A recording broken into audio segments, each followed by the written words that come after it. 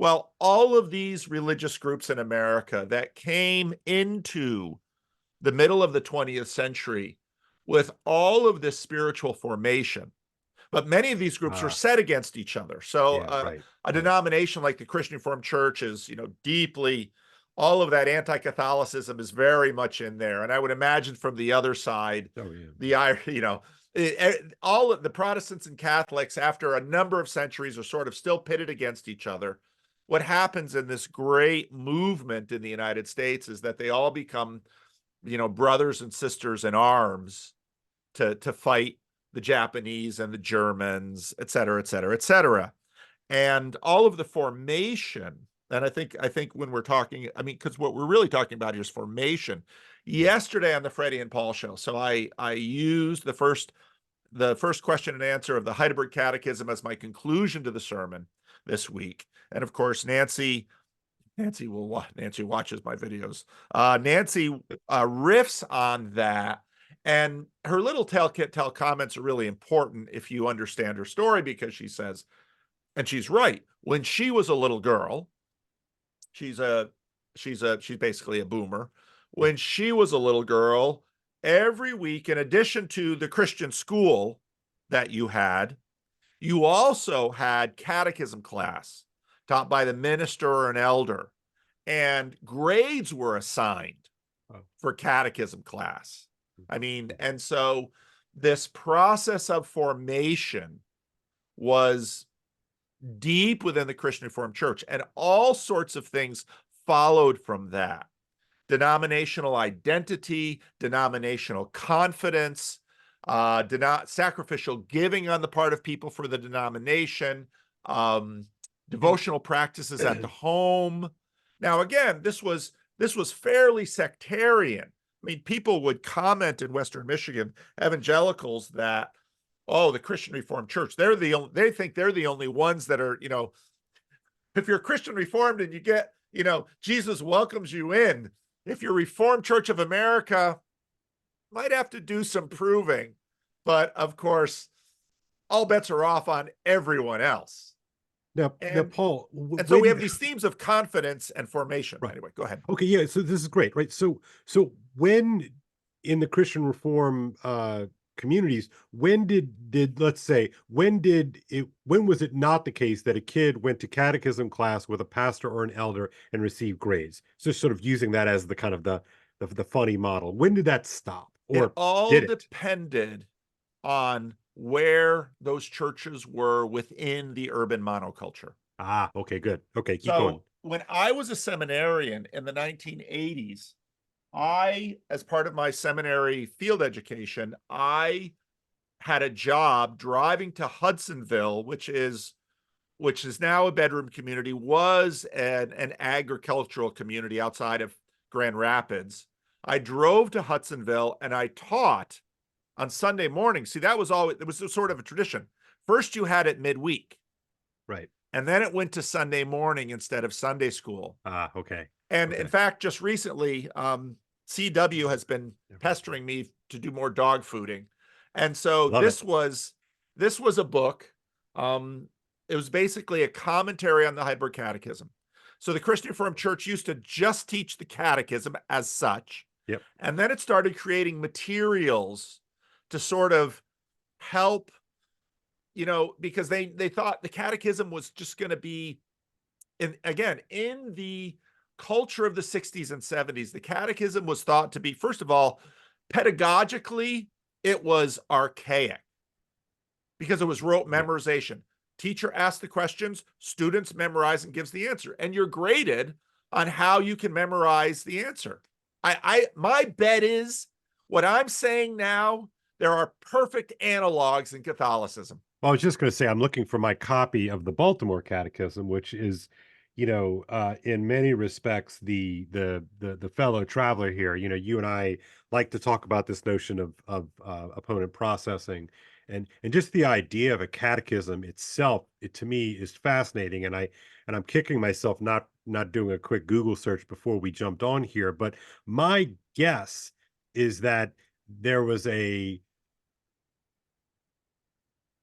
rush somewhere around, 1520s or so to push out a lot of catechisms, right? Because all of a sudden propositional concerns took the forefront in the wake of Luther is sort of sparking it. I mean, you and I could go for days and days and days on all this in a different time, but my guess is that catechisms proliferated and have continued to proliferate. Now, so do you have a rough date on the Heidelberg Catechism? Yeah, The 1560s.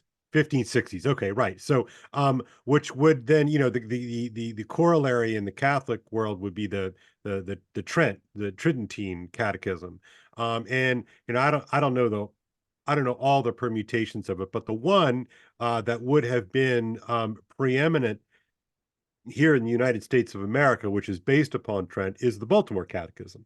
Baltimore, because Baltimore is the oldest diocese in America and still has a sort of a position of prominence in that regard, even though it's not as big as some of the other ones now, of course. Because But Baltimore was, I mean, the Catholics first, didn't really come to America very early. And so right? Baltimore was sort of this strange. Yeah, Maryland. I mean, Yes. Maryland. So then, so like for instance, so my mother was born in 1944, and so she would have been steeped in the Baltimore Catechism, and it's a series of questions and answers, very similar to what you're saying here about the Heidelberg Catechism, and it was rote, right? You memorized it, and so like to this day, I can probably poke an 80-year-old Catholic, and I could probably get those verbatim answers from them, Yep. even though it is essentially abandoned wholesale, essentially overnight, 65, 66-ish, Yep. right, in the wake of the council, Yep. right? And so, but it's the same kind of thing. And that's why, again, I don't want to sidetrack us here with discussions about the council. We've done that before, but that's not the point of this conversation. But it sounds to me like in our various traditions, right? There was something that occurred sometime in the 60s, right? 60s, 70s, let's call it, in which this kind of focus on a catechism, a kind of axiomatic, starting from, arguing from axioms, like a catechism or like Euclid or, any of those kinds of things, that got abandoned. And so then what are you then? Like, what do you do? So I can sort of get, what in the CRC tradition, as far as formation is concerned, once it moved away from the explicit instruction in the Heidelberg Catechism, what took its place? I think we have to talk about pedagogy, which is interesting, of course, because you are a teacher. And of Yeah, course, pastors, it's one of yeah, the things pastors yeah, do. I think a big part of, you're exactly right. Last time I taught the Heidelberg Catechism to my Sunday school class, that was pre-YouTube days. yeah, I was always, before my father died too. I wondered how this was going to go in my Bible, in my Sunday school class, because I had a lot of people with no CRC backgrounds and right. they loved the Heidelberg Catechism. Yeah, I was really yeah, shocked. I talked to my yeah, father, who was still alive then. He said, every time I taught the Heidelberg Catechism at Northside, people loved it. I thought, yeah, that's interesting. But now when the whole reason for the emergence of these kinds of books, now it was so funny because I remember seeing this book around when I was a little kid. It was a yeah, little ahead of me, but yeah, reading it now, it just drips of, you have kind of yeah. 60s, Oh 70s yeah, yeah. art. Oh yeah, I could give you. I mean, again, I could give you, multiple iterations of this in the Catholic Register as well, right? And Yeah. and it's graduated. So there's like the Baltimore Catechism 1, which sort of upgrades to 2 to 3 to 4, and 4 was, I believe, if memory serves, 4 was like the adult one. Like, so you kind of work your way up to it, and like there's the sort of the funny art from the 60s, and then the funny art from the 70s, and then the sort of then the iterations in the 80s. It's just cringe. Yeah. And all of that. But it was essentially, it sounds to me, it was a sales document. Sorry, it was a sales document. Wait, maybe it's a catechism masquerading as a sales document, or maybe it's a sales document masquerading as a catechism. I'm not sure which one, but it's a sales document. Well, pedagogy was critical in Yeah, this, yeah, okay, okay, because one of the things, of course, that had happened was a big critique of what one of my favorite professors in seminary was actually he had been a school teacher, and then he had gotten a doctorate in something in religious education. He'd been a school teacher in Christian school, and he talked about mug to jug education, which was from my mug to your jug. And so the point of education was for the student to regurgitate, in this case with a catechism. But you use the word. So I just want to note that it's so hard to even talk about this without adopting the language of the people who employed it to attack it. Yes, exactly. Exactly. Because this was now the irony of that is, of course, the fact that in critiquing this form of education, they actually used it, because I just used the word of that catechism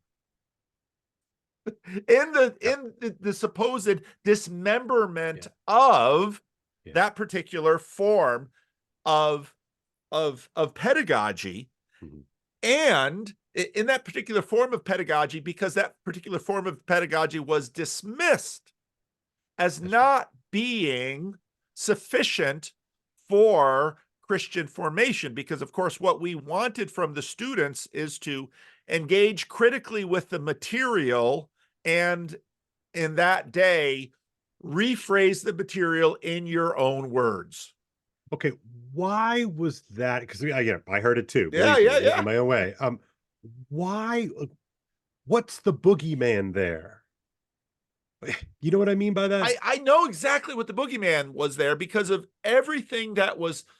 So these silos of religious formation and inter-Christian religious warfare that had been that basically for hundreds of years had been maintained. Yes. Was, well, I mean, one of the things that we had in our documents was all about the detestable, the Roman Mass was idolatrous. Sure. Because of course you add images, and you add, right.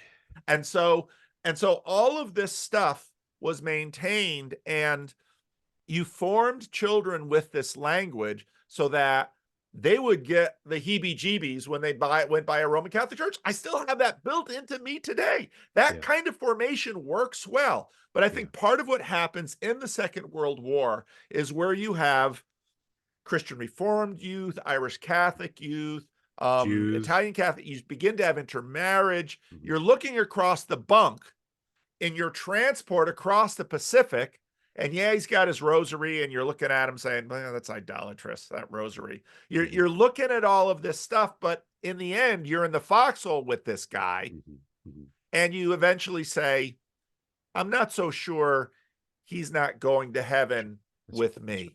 Yeah, that's right.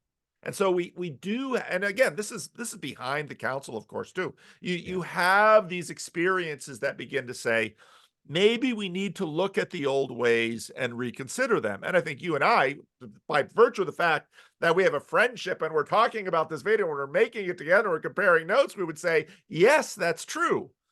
But we're doing a reassessment of all of this and saying, okay, in the process, what it appears, first of all, we had a confidence in our churches that we no longer have. And part of what was lost in the transport ships going across the Pacific was that confidence, because a lot of that confidence was built on, I'm right and you Catholics are wrong. And that sort of psychologically is a very strong thing for us. And so we did lose confidence, but along the way, and I think again, then with the counterculture, there was in America, and I think the civil rights movement had a big piece of this, because the civil rights movement pointed out it was impossible for mainliners, eventually evangelicals, Roman Catholics, to not look at the systemic, multi-generational treatment of African Americans and say, wow, did did we ever miss that? Mhm. And if we missed that, what else did we What miss? And I else? think Right, there's a good. big part of the rise of the urban monoculture Mhm. where we now have a catechism involving racism, quite rightly. Yep, This was what yep, I was raised in. But at the same time, all of these other questions. So then suddenly when the civil rights movement sort of becomes the point of the spear for a whole bunch of other liberation movements. Well, you've treated African Americans poorly. What about women? yep, What about gays? right. What about, and then everything comes in, and at some point you begin to say, well, where really is the center of this gospel? Mhm. And, along the way for the last number of decades, the Christian Reformed Church has been looking at the Roman Catholic Church and thought, well, have we sort of, have we sort of misrepresented the Roman Catholics?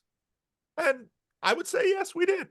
Um, and but okay, but what then does that mean? Where then is the gospel and how Yeah, do we form children in it? And I think whereas sort of the confidence built in generations before has been lost, and we're at a place where now suddenly we're looking around for confidence and identity and new centers, and then even pedagogically to say, well, you know what, memorization, it's a pretty profound pedagogical tool for children, because guess what, I can recite how many right, ditties right. from television. Now we're back to Grim Grisland, Yeah, from the world of Set, Cuckoo for Cocoa Puffs, sure. Frosted Flakes. They're great.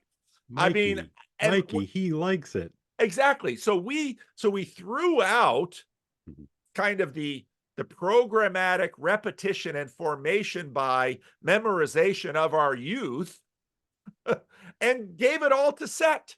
Yeah, that's right. So the liturgies, uh, yeah, yeah, right. And so there became all of these sort of subtle and crypto liturgies, and dramas that we oriented our lives around. So even something as silly as Saturday morning cartoons, right? And whatever, fill in the blank. But no, I think that's exactly right. So for me, it was Dukes of Hazzard on Friday evenings. We would rush home from the pizza place so that we could, get up in front of the TV to watch Bo and Luke Duke, right? Or what have you. So